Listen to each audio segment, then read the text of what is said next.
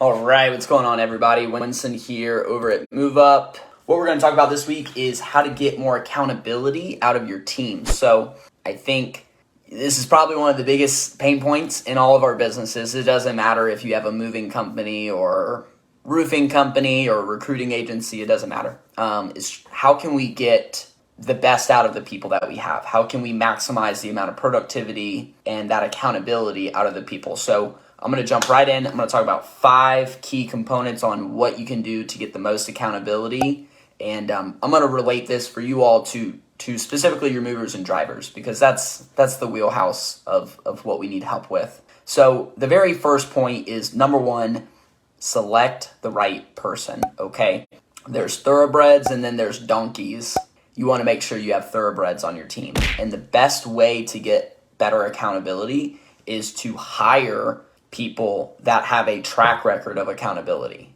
So like if you look at somebody's resume and you can see over the last 24 months, they've had 5 different jobs. That doesn't show me accountability, right? That shows me somebody that they went somewhere and it was more work than what they wanted to do, or they, whatever the reasons were, and they just keep job hopping. That's not accountability. It's not loyalty. And so do your due diligence, okay? Your hiring process is, the whole thing is a test. It's not just one interview. It's looking at that resume, looking at, doing a good phone interview, doing a good in-person interview, doing an offer phone call, and any other steps you have in your process, okay? So number 1 is select the right person. You got to have the right person in the right seats. Number 2, all right, super, super important. You got to set proper expectations. Getting people started properly is everything.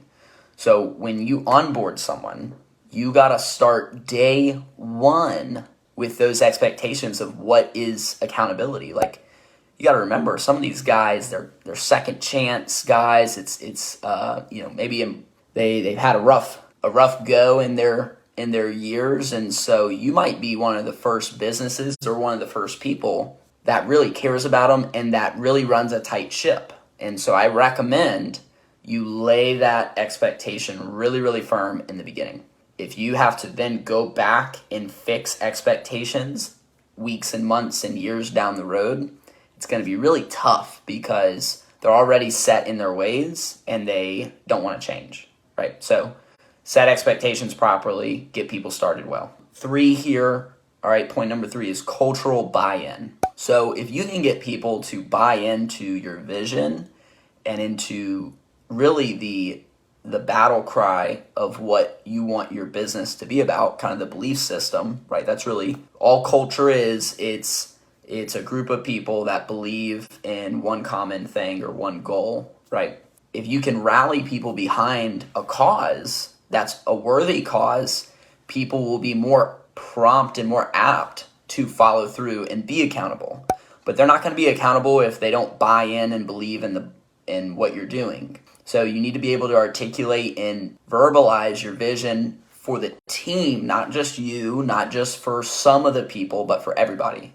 You need to be able to articulate the vision for the part-time guy, to the full-time guy, to the salesperson, to the business owner, to the ops manager, to everybody. So number 3 is you have to be able to create buy-in. Number 4 here we've got is explain why, not just what. So where sometimes we go wrong is we tell somebody, or we just hand somebody a plate of like, hey, do this, and you just show them the process, but you don't articulate and explain why. If you just say, hey, Josh, I need you to be on time. I need you to be on time when you show up. Well, yeah, that's going to go in one ear and out the other.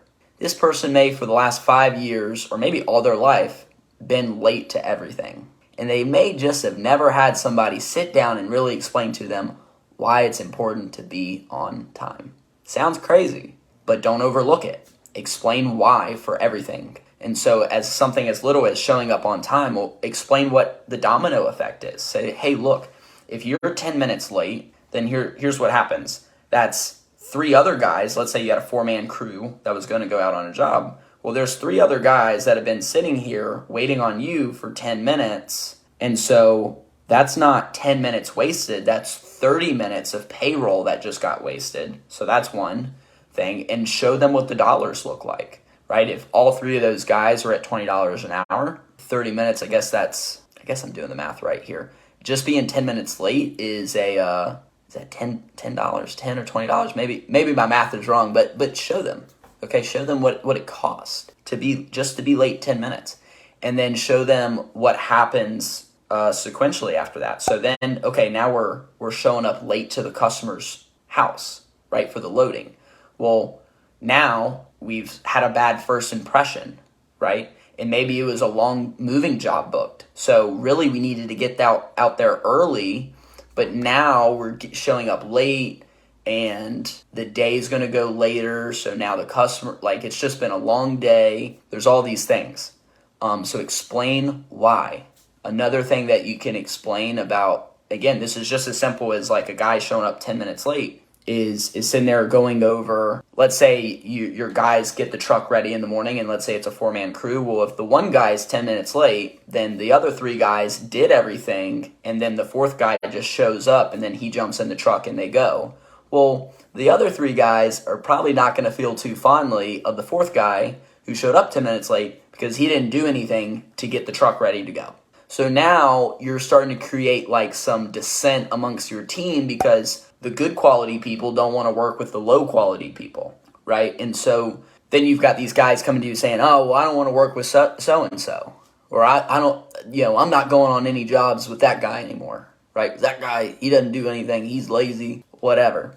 By explaining, hey, this is what being 10 minutes late means, you can see it's it's in depth, but it depicts a much better story. So instead of just saying, hey, I need you to be here on time, explain what happens when they are 10 minutes late. And last one here, number 5, is over-communicate. So if you want to get more accountability out of your team, you've got to saturate the communication line about the importance of that accountability. So whether it's being accountable to being on time, to showing up, right?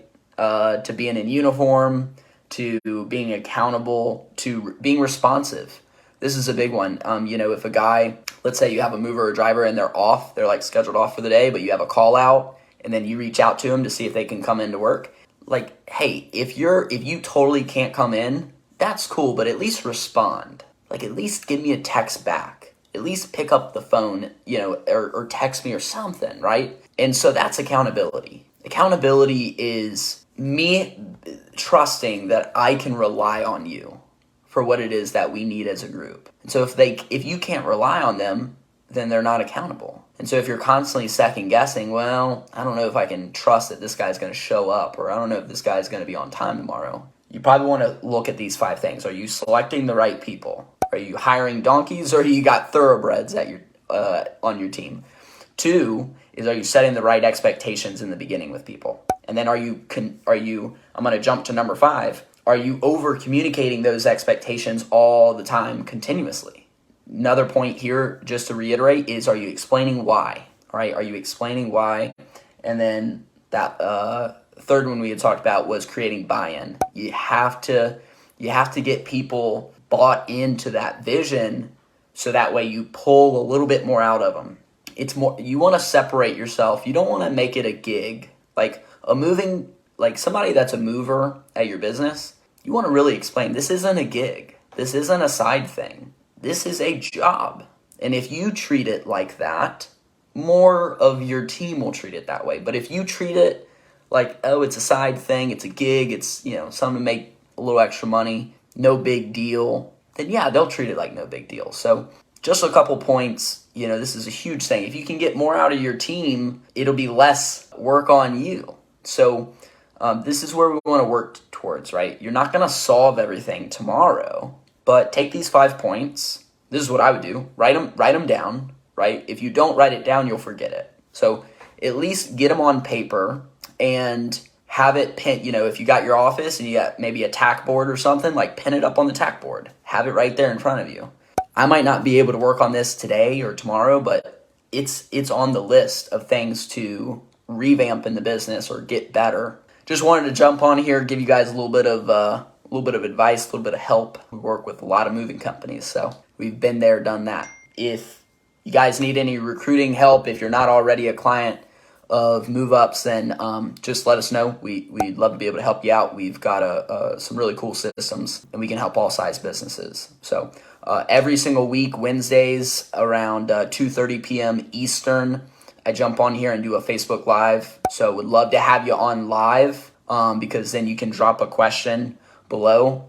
Do me a favor though, if you go back and watch this video, reach out and put a comment in here with just a topic that you'd like me to discuss on. Pretty much every month, me and Brett, who manages the group for us, we mastermind on what to talk about. So give me some ideas in the comments. Just let me know, and I'd love to do videos that will help you guys. If you guys have questions, I want to talk on those things. All right, I'm logging off. We will see you all next week, and let's get after it.